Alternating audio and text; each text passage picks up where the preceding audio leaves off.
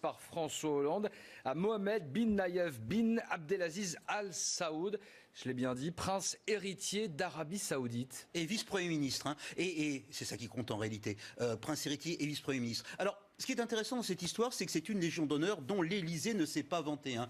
Pas de photos sur le site, pas de tweets. Ils font tellement de tweets d'habitude, le compte @Élysée. Eh bien, pas là. Ils en avaient un petit peu honte, les Français, de cette légion d'honneur. Et ce sont les Saoudiens qui ont révélé l'affaire, parce qu'eux, ils étaient contents, tout simplement. Une dépêche de l'agence saoudienne de presse de vendredi. Le président français a remis à son Altesse la médaille de l'Ordre national de la Légion d'honneur, qui est la plus haute distinction française pour tous ses efforts dans la région et le monde, dans la lutte contre le terrorisme et l'extrémisme. Bon, l'extrémisme religieux contre lequel luttera l'Arabie Saoudite, ça fait un peu sourire. On apprenait aussi dans le communiqué de l'agence saoudienne de presse qu'il y avait plusieurs ministres français présents à cette remise de décoration. Donc il y avait du monde, ils ne l'ont pas dit, ils avaient honte.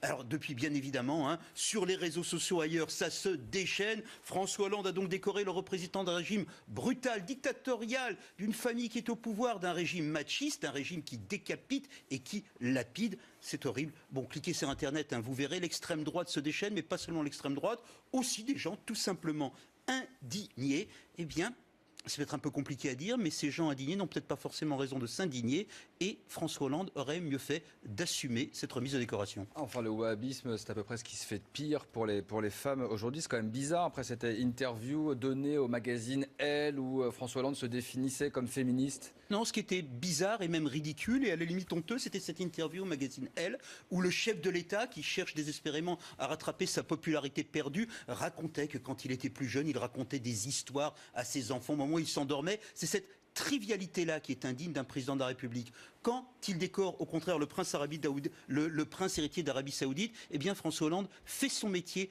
de chef de l'État dans l'idée qu'il se fait des intérêts de la France. Je m'explique. Y a-t-il actuellement, dans le contexte de la guerre contre Daesh, une alliance entre l'Arabie Saoudite et la France? Oui.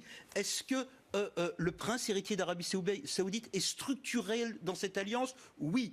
Alors on le décore, ça fait partie du jeu, c'est de la réelle politique, c'est de la politique toute simple. Et c'est absolument légal. Hein. Je cite le code de la Légion d'honneur, je suis allé voir sur le site. Les étrangers peuvent être décorés de la Légion d'honneur s'ils ont rendu des services culturels, économiques à la France. C'est le cas, on a des liens économiques avec l'Arabie Saoudite. Et les visites d'État sont également l'occasion d'attribution de la Légion d'honneur aux personnalités officielles, faites au titre de la réciprocité diplomatique et soutenant ainsi la politique étrangère de la France. C'est-à-dire qu'on est exactement dans les purs. Évidemment, on peut discuter de la validité de l'alliance saoudienne. On peut dire c'est une bonne alliance, une mauvaise alliance. Mais pour François Hollande, qui fait le pari de l'alliance avec l'Arabie Saoudite, eh bien, il fallait le décorer. Il soutenait notre diplomatie et un homme qui est au cœur de notre stratégie. Évidemment pas un régime politique ou culturel. Vous savez, toute proportion gardée. Quand le général Katrou décorait le maréchal Joukov, grand chef des armées de l'Union soviétique, dans les ruines de Berlin en 1945, il n'était pas en train de valider le goulag, qui pourtant, à l'époque, fonctionnait à plein. Staline était notre allié. Ça abîme quand même notre ordre national. C'est un sujet qui revient régulièrement, cette idée que la Légion d'honneur serait abîmée. Hein, quand le président de la République va décorer un grand journaliste, notre ami Jean-Pierre Elkabbach, un patron de presse, on le soupçonne toujours de préparer ses réélections. Et puis parfois, on ironise. Hein, quand successivement, Philippe Séguin, Jacques Chirac, Dominique Strauss-Kahn, puis Nicolas Sarkozy ont transformé le patron des laboratoires Servier en un grand croix de la Légion d'honneur. Bon, la grand croix de la Légion d'honneur à médiateur, c'est vrai que c'est bizarre. Voilà, il y a plein de gens qui se sont révélés sulfureux après leur décoration, ou dont on se demande ce qu'ils font là. Ça fait partie effectivement de l'actualité. Et puis les hommes politiques ne sont pas toujours très courageux. Nicolas Sarkozy s'était dissimulé pour décorer le président Ali Bongo, le président du Gabon, en 2010. Et puis parfois c'est curieux, François Hollande le même avait décoré le président de Qatar Airways, la compagnie d'aviation. Voilà, on a aussi une alliance avec le Qatar. C'est la vie. Il faut comprendre cela. Évidemment, le romantisme est parti, mais il y a beaucoup de gens très simples et qui travaillent quotidiennement pour bien de leurs contemporains, qui sont encore heureux d'avoir la Légion d'honneur. Ne leur gâchons pas ce rêve. Mais oui, bien sûr, la Légion d'honneur, c'est trivialisé, mais réfléchissez bien. Elle avait été inventée par Napoléon Ier pour soutenir la politique française, quelque part dans cette transmutation. Quand elle sert à amadouer des puissances dont nous avons besoin, eh bien, elle remplit encore son office. Elle fait le métier de la Légion d'honneur. François Hollande fait le métier. Et vous savez, hein, tout à l'heure, je parlais de Staline. En 1942, l'immense Winston Churchill était allé voir Staline au Kremlin. Et ils s'étaient pris tous les deux une cuite monumentale. Parce que c'était important que Staline et Churchill s'entendent bien contre l'Allemagne nazie. toute proportion gardée, François Hollande s'est beaucoup mieux comporté avec le prince héritier d'Arabie Saoudite, et eux, ils n'ont pas bu d'alcool.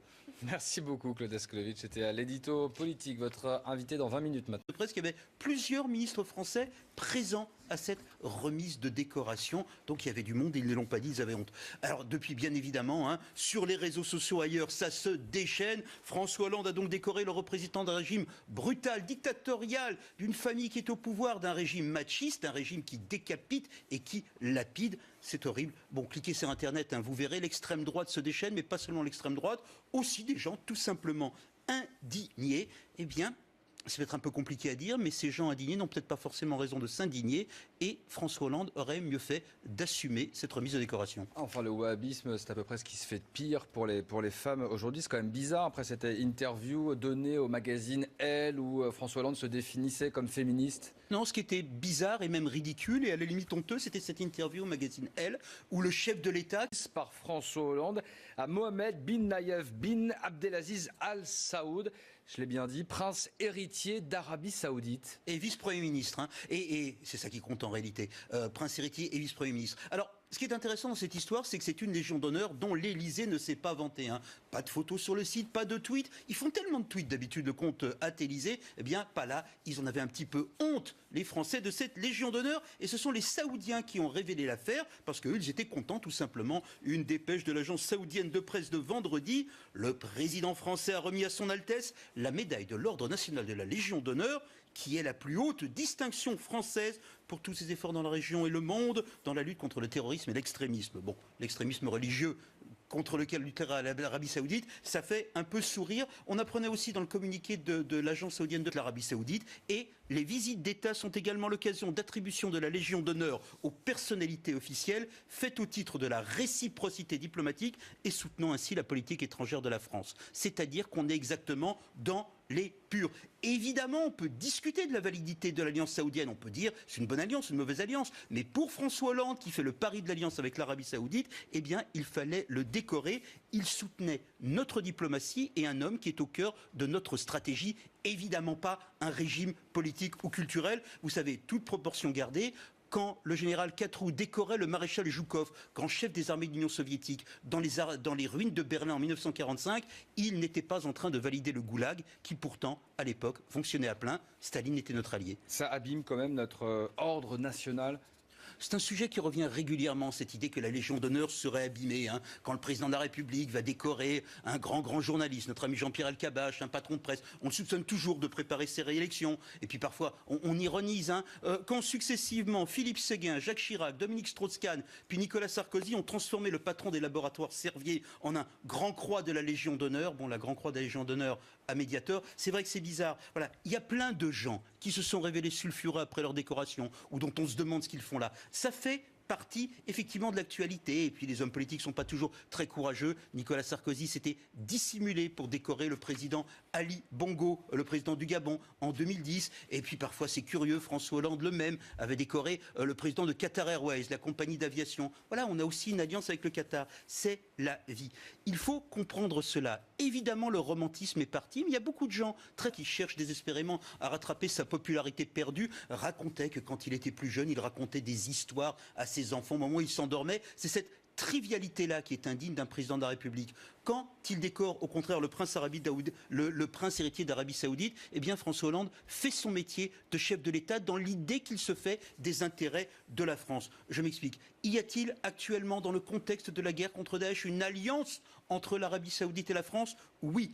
Est-ce que le prince héritier d'Arabie Saoudite est structurel dans cette alliance? Oui. Alors on le décore, ça fait partie du jeu, c'est de la réelle politique, c'est de la politique toute simple. Et c'est absolument légal. Je cite le code de la Légion d'honneur, je suis allé voir sur le site. Les étrangers peuvent être décorés de la Légion d'honneur s'ils ont rendu des services culturels, économiques à la France. C'est le cas, on a des liens économiques avec